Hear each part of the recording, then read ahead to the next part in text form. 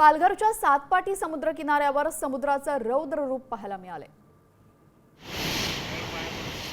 उंचच उंच उसळणारा लाटा ड्रोन कॅमेऱ्यात कैद झाला असून समुद्रातील भरतीचं पाणी थेट सातपाटी गावातील घरामध्ये शिरत असल्याने अनेक घरातील सामानाचं मोठं नुकसान झालंय। गेल्या अनेक वर्षांपासून सातपाटी इथं धूप प्रतिबंधक बंधाऱ्याची मागणी केली जात असून याकडे प्रशासन सातत्यानं दुर्लक्ष करत आहे। समुद्राचं रौद्र रूप समोर आणण्यासाठी ग्रामपंचायतीनं हे ड्रोन शूट केलेलं आहे।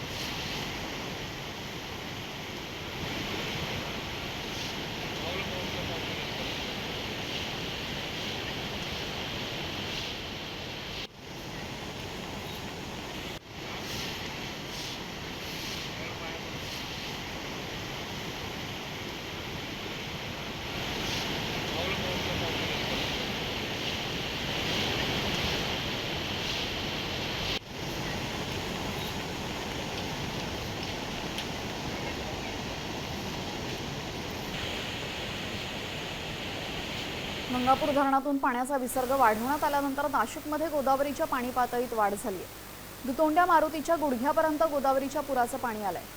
सलग 9व्या दिवशी नाशिकमध्ये गोदावरीची पूरपरिस्थिती कायम असून रामकुंड आणि गोदाघाट परिसर गोदावरीच्या पुराच्या पाण्याखाली गेलेला आहे।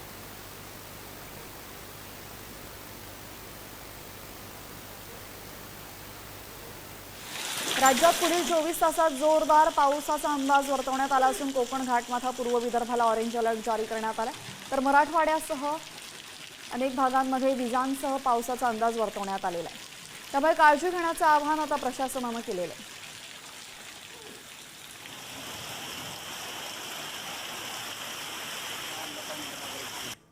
पुरात पाण्यात तरुणांना थेट ट्रॅक्टर घातला।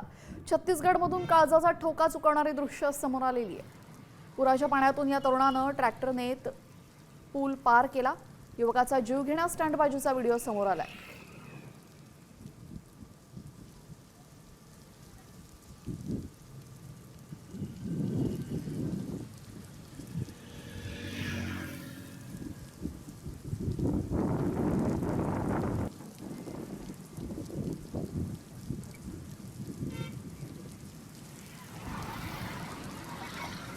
तर पाकिस्तानमध्ये सुद्धा पूर परिस्थिती निर्माण झालेली आहे।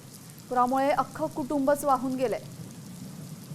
पख्तूनख्वा भागामध्ये पर्यटनासाठी गेलेल्या एका कुटुंबातील 18 जण वाहून गेलेत। यापैकी 4 जणांचे मृतदेह सापडले असून अद्यापही रेस्क्यू ऑपरेशन सुरू आहे। स्वात नदीपात्रातील खडकावर बसण्यासाठी हे पर्यटक गेले होते, मात्र नदीला आलेल्या पुरामुळे पर्यटक वाहून गेले असून त्यांचा शोध सुरू आहे।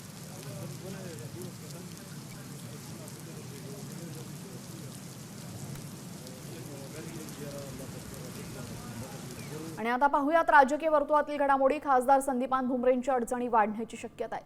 याला कारण म्हणजे भुमरेंच्या ड्रायव्हरच्या नावानं 150 कोटींची जमीन असल्याचं समोर आलेलं आहे। हैदराबादमधील सालार जंग कुटुंबातील वंशजांना ही जमीन भुमरेंच्या ड्रायव्हरला भेट म्हणून दिली आहे। या प्रकरणी खासदार संदीपान भुमरे, आमदार विलास भुमरे आणि त्यांच्या चालक जावेद रसूल यांची आर्थिक गुन्हे शाखेकडून चौकशी सुरू आहे।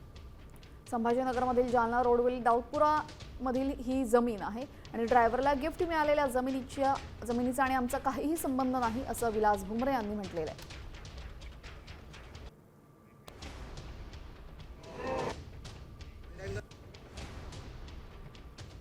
जरी माझा ड्रायव्हर असेल त्याच्या वैयक्तिक जीवनाशी माझा संबंधित नाही। माझ्याकडे तो ड्रायव्हर आहे, आल्यावर त्यांनी गाडी चालवायची, सकाळी घेऊन जायचं, संध्याकाळी घरी आणायचं। वैयक्तिक लाईफमध्ये, वैयक्तिक जीवनामध्ये आमचा काय संबंध येणार आहे? आमच्याकडे पी असतील, अनेक कामाला लोक असतील, त्यांनी आमचं जेवढं काम आहे तेवढं काम करावं, बाकी त्यांच्या वैयक्तिक जीवनाशी आमचा संबंधित नाही। त्याच्यामध्ये अर्जदार मुजाहिद इक्बाल खान समीउल्ला खान यांनी तक्रारी अर्ज दिलेला आहे। गैर अर्जदार मीर मोहम्मद अली खान यांनी त्यांच्यासोबत करारनामा केलेला असताना जमिनीची बनावट ही बनामा तयार करून जावेद रसूल शेख यांचे नावे केलेला आहे, अशा प्रकारची तक्रार प्राप्त आहे। त्याच्यामध्ये पुढील चौकशी सुरू आहे। दरम्यान माझ्या वडिलांचा आणि हैदराबाद सालार जंग कुटुंबाचे जुने कौटुंबिक संबंध आहे, त्यामुळे त्यांनी मला जमीन गिफ्ट दिल्याचा दावा संदीपान भुमरेंचे ड्रायव्हर जावेद शेख यानं केलेला आहे। आमचे वडिलाचे आणि नवाब साहेबाचे घरगुती फॅमिली संबंध आहे, कुटुंबी संबंध आहे 15-20 वर्षांनी। त्याच्यामुळं त्यांनी हिबाबनामा करून दिलेला आहे। हिबानामा म्हणजे गिफ्ट, मराठी भाषेत. त्यांचं तीळ मात्र काही संबंध नाही, भुमरे साहेबाचं नाही आणि आमदार विलास बापूचं बी नाही. जमीनशी त्यांना काही माहीतच नाही आहे जमीनचं काय. CP ऑफिसवरून फोन आला होता, डॉक्युमेंट्स कशा आधारे केलेली आहे. वकील साहेबामार्फत जे डॉक्युमेंट्स मागितले ते दिलेले आहे. आणि आता पाहूयात एक स्पेशल रिपोर्ट. खरीप हंगामाच्या पार्श्वभूमीवर सरकारनं आता बोगस पीक विमा लाटणाऱ्यांना दणका दिलाय. त्यासाठी नवी नियमावली जारी झाली आहे. मात्र या नियमावलीत नेमकं आहे तरी काय, पाहूयात या स्पेशल रिपोर्टमधनं. बोगस पीक विमा धारकांना दणका.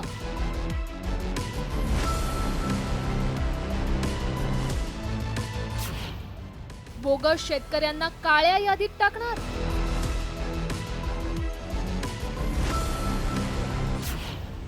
पीक विमा योजनेत मोठे बदल.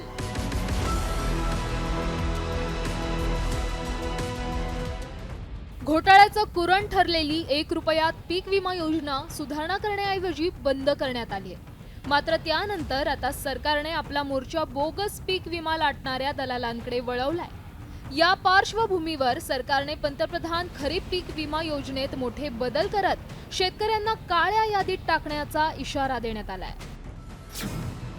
ई पीक पाहणी आणि ॲग्रिस्टॅग ओळख क्रमांक बंधनकारक. नोंदणी आणि प्रत्यक्ष पीक विम्याच्या क्षेत्रात तफावत आढळल्यास पीक विमा रद्द. संबंधित शेतकऱ्याला काळ्या यादीत टाकणार.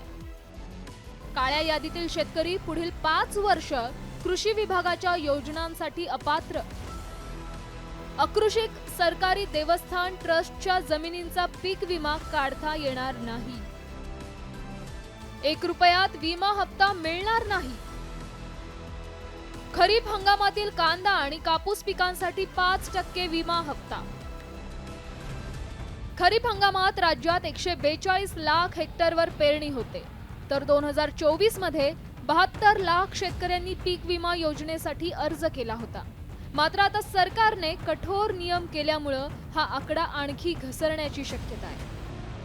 शासनाने जे आहे माननीय मुख्य सचिव यांच्या अध्यक्षतेखाली समिती असते, राज्यस्तरीय पीक विमा समन्वय समिती. मग त्या समितीमध्ये हे सादर करण्यात आलं. अशा प्रकारे गैरप्रकार होतात आणि त्यांच्या कुठेतरी निर्बंध असावा, म्हणून जे गैरप्रकार करतील, अशा प्रकारे आढळतील, तर त्यांना पीक विमा किंवा इतर कृषी विभागाच्या ज्या योजना आहेत तर त्याच्यामध्ये पुढील 5 वर्षाकरता जे आहे त्यांचा आधार नंबर जो आहे, आता संपूर्ण कृषी ऑनलाईन प्रणाली झाली आणि त्यात आधार बेस संपूर्ण प्रणाली आहे. एकदा तो ब्लॉक केला की तो आयडेंटिफाय करणं सोपं जातं आणि त्याच्यामुळे त्याला इतर लाभापासून देखील वंचित राहावं लागेल.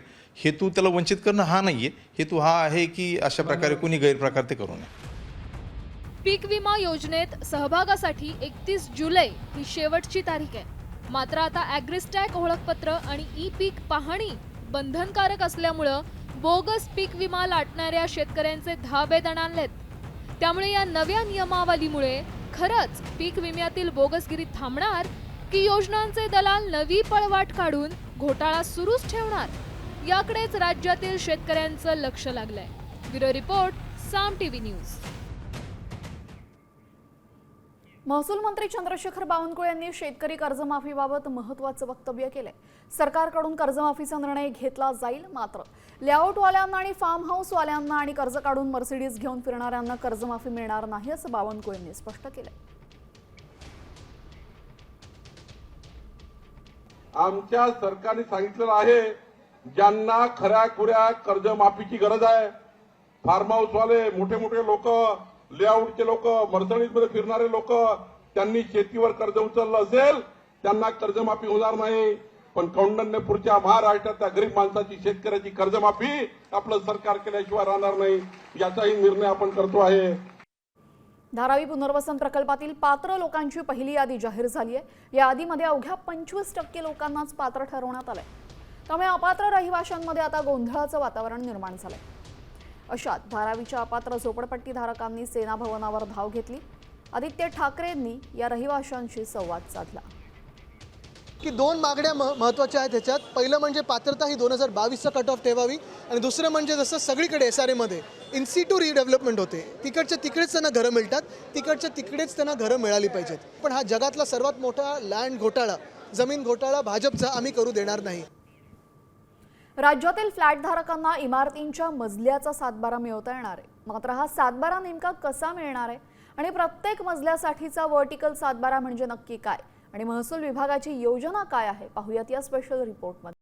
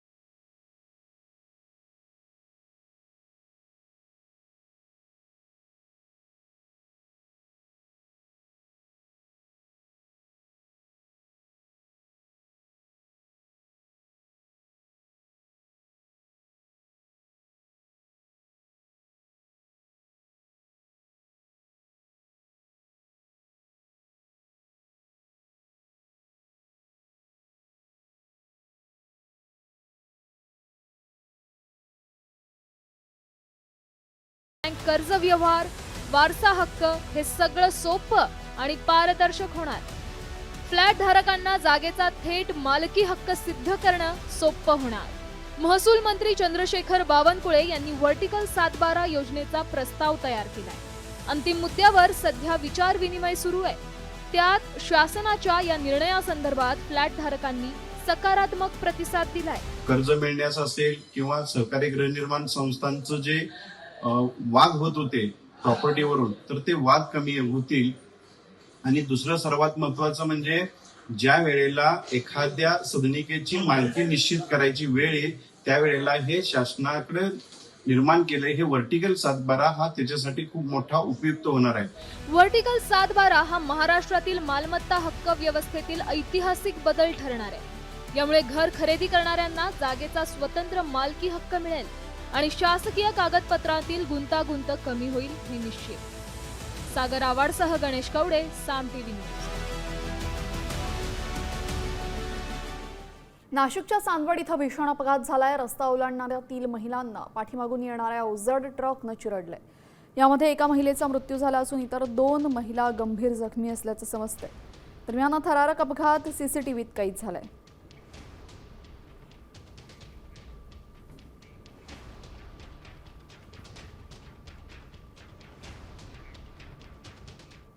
पुरीतल्या जगन्नाथ यात्रेदरम्यान हत्ती बिथरल्यानं चेंगराचेंगरी झाली. पाहुयात नेमकं काय घडलं.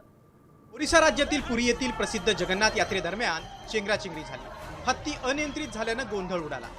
शुक्रवारी सकाळी रथयात्रा सुरू होती. रथ खाडिया परिसराजवळ येताच आघाडीवर चालणारा नर हत्ती अचानक गोंधळला.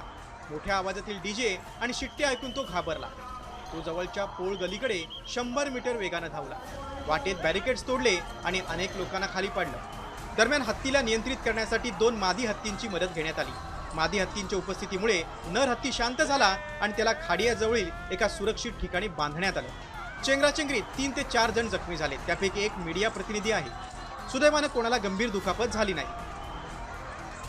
23 जूनपासून हत्तींच्या शारीरिक आणि मानसिक आरोग्यावर सतत लक्ष ठेवलं जातं. जगन्नाथ यात्रेदरम्यान यापूर्वी देखील चेंगराचेंगरीच्या घटना घडल्यात.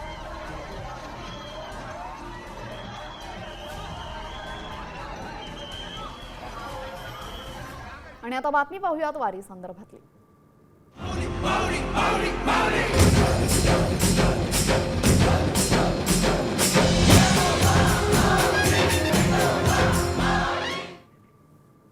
पंढरपूरच्या दिशेने मार्गस्थ झालेली संत ज्ञानेश्वर महाराजांची पालखी तरडगाव मुक्कामी आहे. दरम्यान माऊलींच्या पालखीचं पहिलं उभं रिंगण चांदोबाचं लिंब इथे पार पडलं. या सोहळ्याला वारकऱ्यांची एकच गर्दी दिसून आली.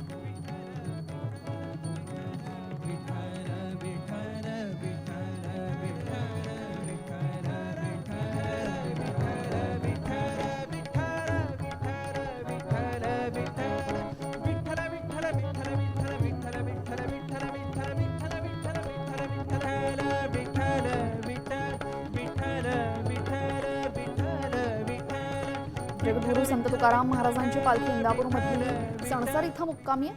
तत्पूर्वी काटेवाडीमध्ये मेंढ्यांचं रिंगण पार पडलं. डोळ्यांचं पारणं फेडणाऱ्या या रिंगण सोहळ्याला वारकऱ्यांनी अलोट गर्दी केली.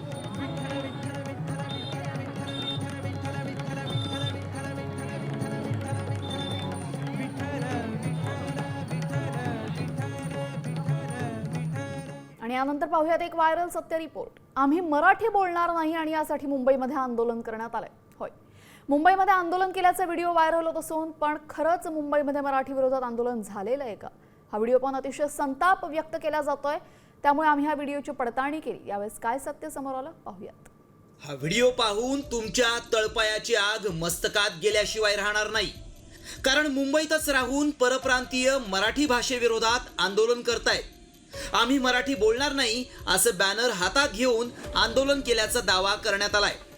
मुंबईत राहून हे मुंबई विरोधात आंदोलन करूच कसे शकतात असे सवाल आता उपस्थित केले जात आहेत.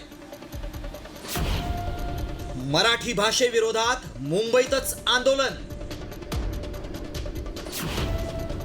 परप्रांतीयांची मराठी विरोधात घोषणाबाजी. व्हायरल व्हिडिओ मागचं सत्य काय?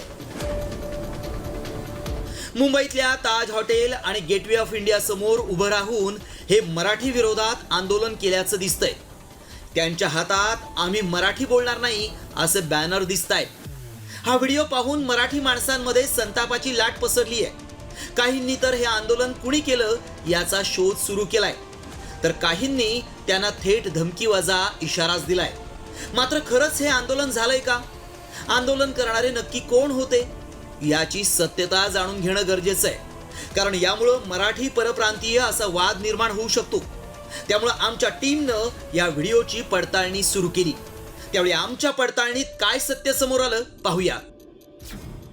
मराठी भाषेविरोधात मुंबईत आंदोलन झालेलं नाही. ताज हॉटेल बाहेरील आंदोलनाचा व्हिडिओ खोटा आहे. व्हायरल व्हिडिओ AI टेक्नॉलॉजीनं तयार करण्यात आलाय. AI टेक्नॉलॉजीचा गैरवापर करून दिशाभूल केली जातीये. मराठी भाषेच्या जनजागृतीसाठी व्हिडिओ बनवला गेलाय. हा व्हिडिओ AI टेक्नॉलॉजीचा वापर करून बनवण्यात आलाय. मात्र हा व्हिडिओ वेगानं व्हायरल होत असून त्यामुळे संताप व्यक्त केला जातोय. आमच्या पडताळणीत मराठी विरोधात मुंबईत आंदोलन झाल्याचा दावा असत्य ठरलाय. ब्युरो रिपोर्ट, साम TV न्यूज.